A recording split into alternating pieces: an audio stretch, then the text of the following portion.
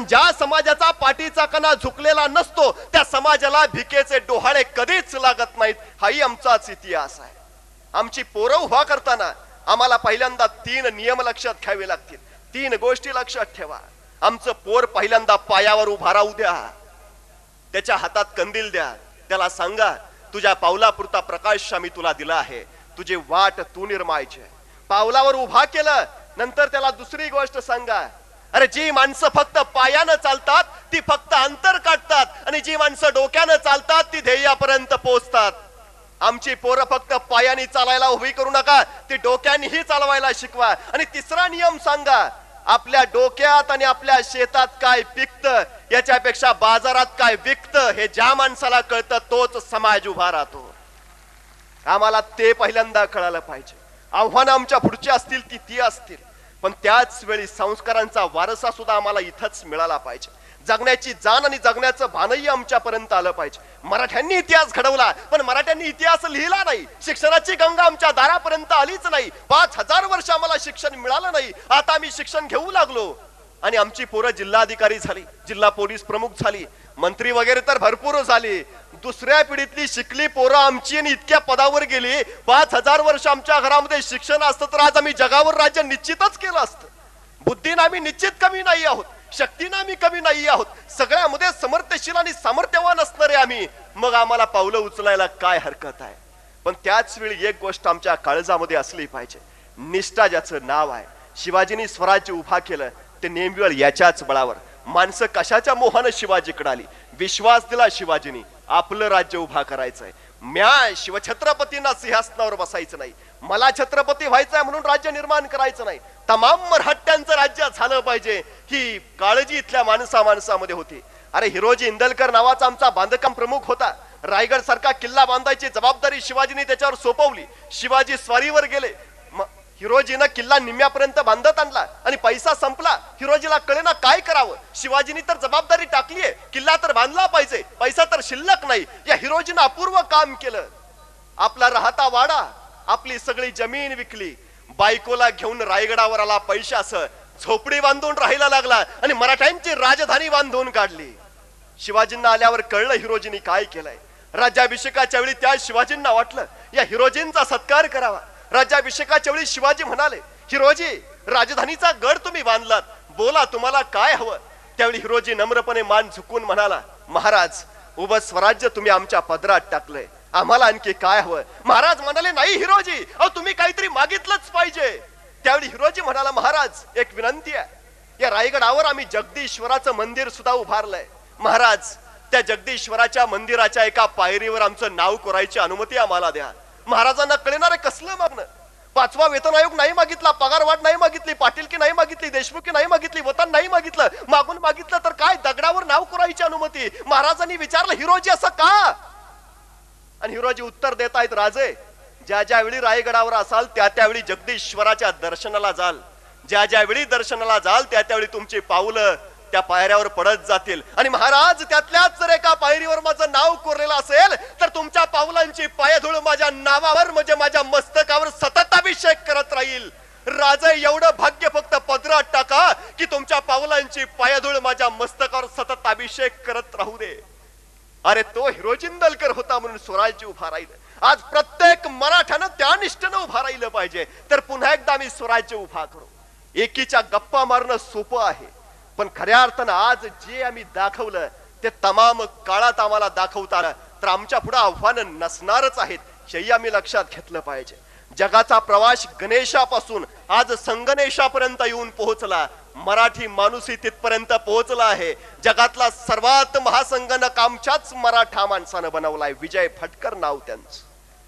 पाठीमागं तर कुठेही नाही आहोत आम्ही, सगळीकडेच पुढे आहोत. पण एवढं सगळं करताना काळजामध्ये काहीतरी असायला हवं असतं. शिवछत्रपतींचा पुत्र म्हणून संभाजी राजे छत्रपती झाले, पण हा संभाजी कसा होता जर आम्हाला विचारलं तर आम्ही 2 वाक्यात उत्तर देतो. संभाजी रगेल होते आणि रंगेल होते. ज्या माणसानं 9 वर्ष तलवारीवर मरण पेलून धरलं, जो माणूस वादळासारखा या सह्याद्रीच्या दऱ्याखोऱ्यात घोंगावत राहिला, 120 लढाई केल्या, एकदाही पराभूत न होणारा आणि एकदाही त करून मागं न फिरणारा राजा म्हणून इतिहासानं ज्याची नोंद घेतली आणि अखेर औरंगजेबाची कबर इथंच याच परिसरात उभारली गेली, त्या संभाजीला आम्ही बदनाम ठरवून टाकलं, झोपलो होतो आम्ही. दादा कोंडकेंच्या चित्रपटातलं एक गाणं आहे, चंदनाच्या पाटावर सोन्याच्या ताटावर मोत्याचा घास तुला भरवीन ग. आम्हाला बरं वाटतं, चंदनाचा पाट आहे, सोन्याचं ताट आहे, मोत्याचा घास आहे, भरवायला ती आहे म्हणल्यावर आनंदच आहे. पण हेच गाणं जर माझ्यासारख्यानं वेगळ्या पद्धतीनं म्हटलं, बाबळीच्या पाटावर जर्मनच्या ताटावर हायब्रिडचा घास तुला भरवीन ग, ऐकायलाही बरं वाटत नाही, बोलायलाही बरं वाटत नाही, खायलाही बरं वाटत नाही. आमचं नेमकं ते झालं. चकचकीत पॉलिशड सगळं बघत गेलो, खऱ्या इतिहासाच्या मुळापर्यंत आम्ही गेलोच नाही. खरा इतिहास आम्हाला कळलाच नाही. कधीतरी पानं चाळून बघा, कधीतरी समजावून घ्या संभाजी. अरे मराठ्यांचा पुत्र असावा कसा हे संभाजीच आम्हाला दाखवतो. 16व्या वर्षी ज्ञानेश्वरांनी ज्ञानेश्वरी लिहिली हे आम्हाला माहिती आहे, पण संभाजी राजांनी वयाच्या 14व्या वर्षी संस्कृत मध्ये पहिला ग्रंथ लिहिला हे मात्र आम्हाला ठाऊक असू नये. अरे मानवी जीवनाच्या पलीकडच्या चिरंतन तत्वाची चर्चा करणारा अध्यात्मावरचा 7 शतक नावाचा ग्रंथ संभाजीने लिहिला आम्हाला माहिती असू नये. 7 शतक सारखा ग्रंथ याच संभाजीने लिहिला, बुधभूषणम याच संभाजीने लिहिला आम्हाला माहिती असू नये. अरे संस्कार कसे असावेत या आमच्या शिवछत्रपतीने सांगितले, संभाजी घडवून दाखवले. आम्हाला आमची मुलं त्या संस्कारानंच उभा करावी लागतील. हा पहिला आव्हानाचा भाग आमच्या लक्षात आला पाहिजे. मी बऱ्याच वेळा एक गोष्ट सांगतो, एक शासकीय अधिकारी होते, येता जाता हरामखोर म्हणायचे. घरात असले की बायकोला म्हणायचे का ग हरामखोर समजत नाही का, ऑफिस मध्ये गेले की शिपायला म्हणायचे का रे हरामखोरा कळत नाही का.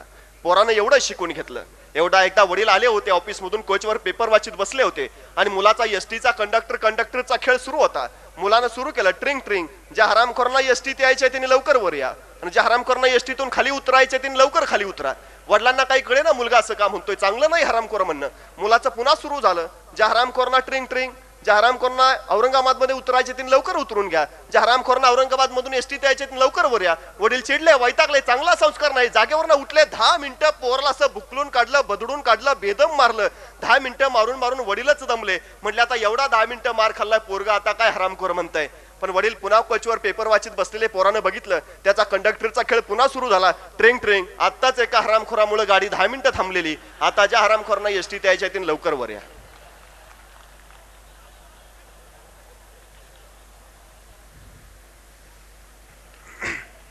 अर्थात तुम्ही टाळ्या वाजवल्या, तुम्ही हसला, हे विनोदाला, हे मी मान्य करतो.